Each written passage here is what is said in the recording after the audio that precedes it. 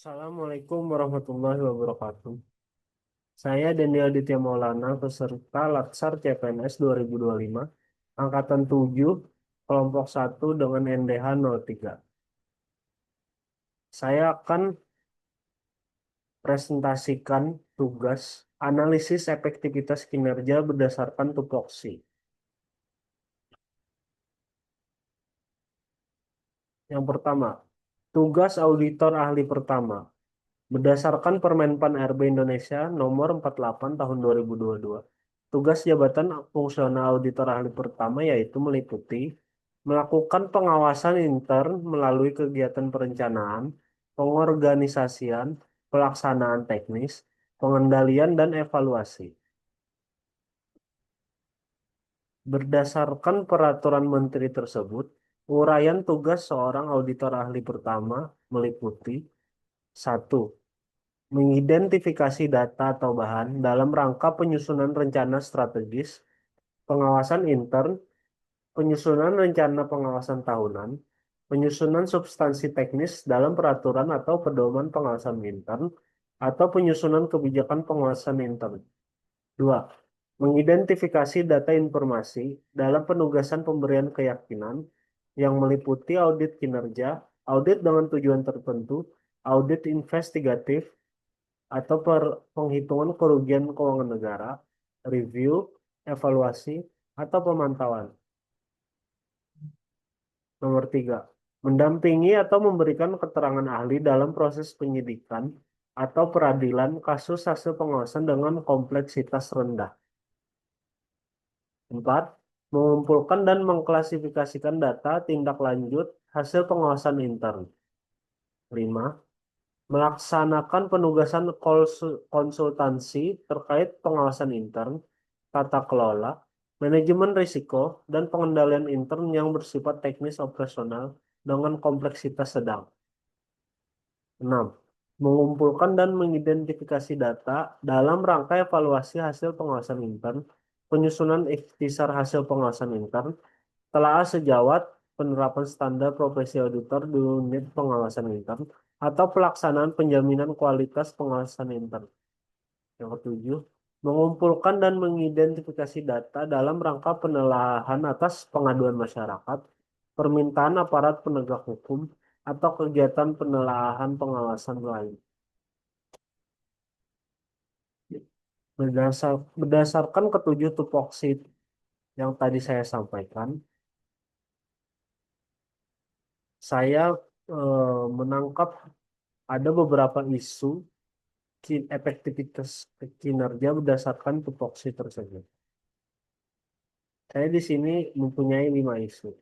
Yang pertama, belum optimalnya proses identifikasi data dalam rangka penyusunan rencana strategis pengawasan intern, penyusunan rencana pengawasan tahunan, penyusunan substansi teknis dalam peraturan pengawasan intern, atau penyusunan kebijakan pengawasan intern.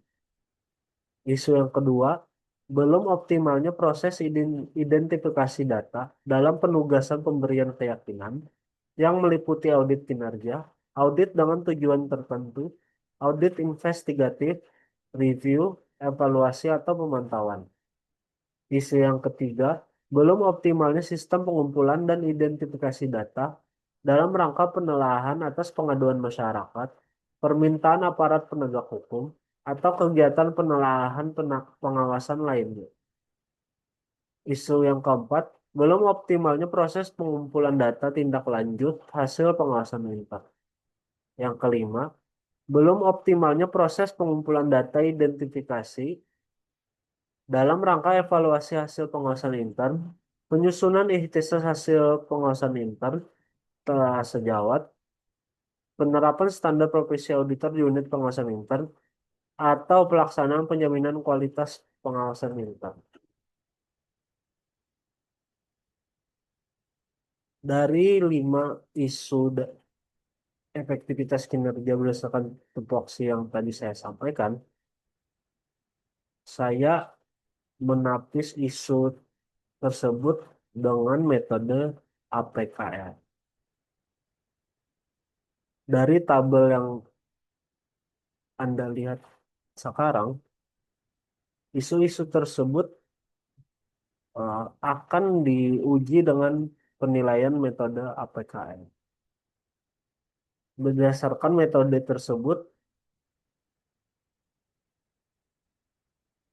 nilai-nilai atau hasil perhitungan tersebut kita lakukan perankingan.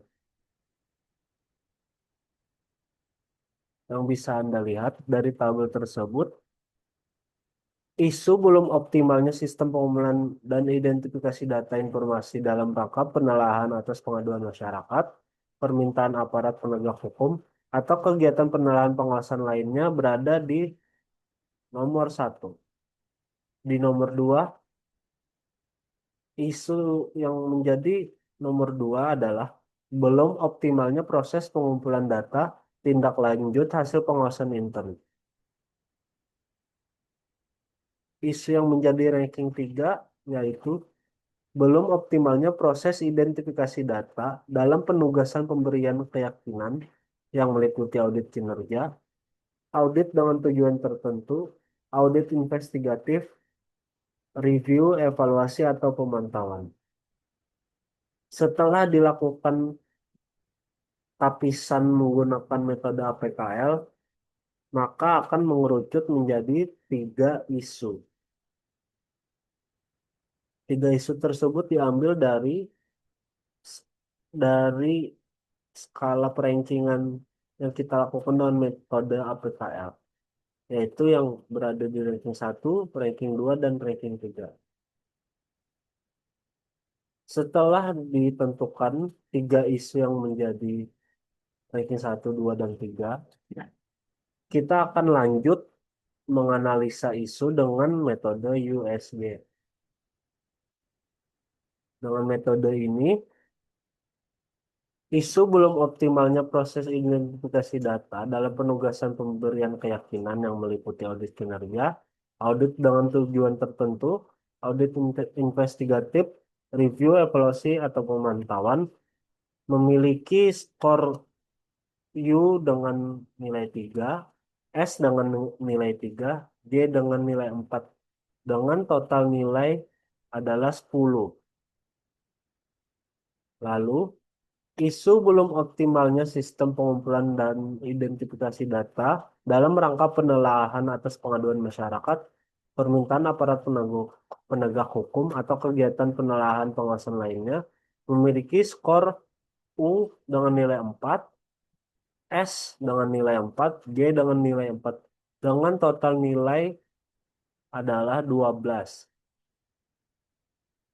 Selanjutnya, isu belum optimalnya proses pengumpulan data tindak lanjut hasil pengawasan intern memiliki nilai U dengan nilai 3, S dengan nilai 3, G dengan nilai 3, dengan total nilai berjumlah 9. Dari ketiga isu yang telah diuji dengan metode USG, maka terdapat atau kita bisa tentukan satu isu yang menjadi masalah utama untuk kita analisa selanjutnya. Dari data tabel tersebut, maka kita dapat menentukan bahwa isu belum optimalnya sistem pengumpulan dan identifikasi data dalam rangka penelahan atas pengaduan masyarakat, permintaan aparat penegak hukum, atau kegiatan penelahan pengawasan lainnya yang menjadi isu utama. Dengan isu utama yang kita pilih tersebut, maka kita lanjutkan dengan analisis fishbone diagram. Kita bisa lihat di sini ada diagram tulang ikan. Di sini menjelaskan bahwa faktor-faktor mana yang menyebabkan isu tersebut menjadi masalah. Kenapa jadi bisa terjadi belum optimal sistem pengumpulan data dan identifikasi dalam rangka penilaian atas aduan masyarakat karena beberapa faktor-faktor di sini. Faktor material yang pertama, data pengaduan yang sering tidak lengkap. Lalu masih di bagian material, tidak terdapat format baku untuk dokumentasi pengaduan. Lanjut, di sisi mesin, terdapat tidak ada integrasi dengan media sosial antara media sosial dengan pengaduan oleh masyarakat. Lalu di sisi measurement atau pengukuran, belum terdapat indikator kinerja untuk efektivitas penanganan pengaduan dan evaluasi tindak lanjut pengaduan belum dilakukan secara berkala. Lalu di faktor man atau manusia, minimnya pengetahuan petugas tentang prosedur penanganan pengaduan. Dari beberapa faktor di sini, itulah yang menjadi penyebab kenapa belum optimalnya sistem pengumpulan dan identifikasi data dalam rangka penelahan atas aduan masyarakat. Kita lanjut. Maka kita dapat menyusun alternatif penyelesaian masalah berdasarkan faktor-faktor tersebut. Di sini kita bisa lihat akar masalahnya dan alternatif penyelesaian masalahnya. Untuk akar masalah data pengaduan sering tidak lengkap, kita bisa eh, memiliki alternatif penyelesaian masalah dengan cara yang pertama, menggunakan formulir digital dengan validasi secara otomatis. Jadi formulir digital ini nanti menyertakan file-file dokumen-dokumen pengaduan persyaratan yang akan divalidasi secara otomatis tentang keabsahan atau kebenarannya. Lalu kita menyertakan petunjuk pengisian atau contoh pengisian kolom untuk pelapor atau pengadu. Lalu di akar masalah yang kedua, tidak terdapat format baku untuk dokumentasi pengaduan. Maka kita dapat memiliki alternatif penyelesaian masalahnya dengan cara membuat template dokumentasi pengaduan yang seragam, bisa digital maupun cetak. Lalu untuk akar masalah tidak ada integrasi dengan media sosial, maka alternatif penyelesaian masalahnya yaitu yang pertama, menyediakan panduan untuk pelapor tentang bukti-bukti yang dibutuhkan. Yang kedua, kita dapat melakukan edukasi publik melalui media sosial tentang pentingnya menyertakan bukti-bukti yang benar dalam pengaduan. Lalu, di akar masalah selanjutnya, minimnya pengetahuan petugas tentang prosedur penanganan pengaduan. Maka alternatif penyelesaian masalahnya kita dapat sebutkan di sini yaitu pembuatan modul e-learning internal tentang penanganan pengaduan. Lalu di akar masalah selanjutnya, belum terdapat indikator kinerja untuk efektivitas penanganan pengaduan. Untuk alternatif penyelesaian masalahnya, kita bisa menetapkan indikator kinerja seperti SLE yang mengikuti peraturan yang berlaku. Lalu untuk akar masalah yang terakhir, evaluasi tindak lanjut pengaduan tidak dilakukan secara berkala. Maka alternatif penyelesaian masalahnya yaitu melakukan evaluasi secara berkala, bisa 3 bulan sekali atau per semester, atau ya yang terhad bisa 3 bulan atau 4 bulan atau 6 bulan sekali. Kita melakukan evaluasi secara berkala terhadap progres dan kualitas penanganan pengaduan. Apabila alternatif penyelesaian masalah ini kita bisa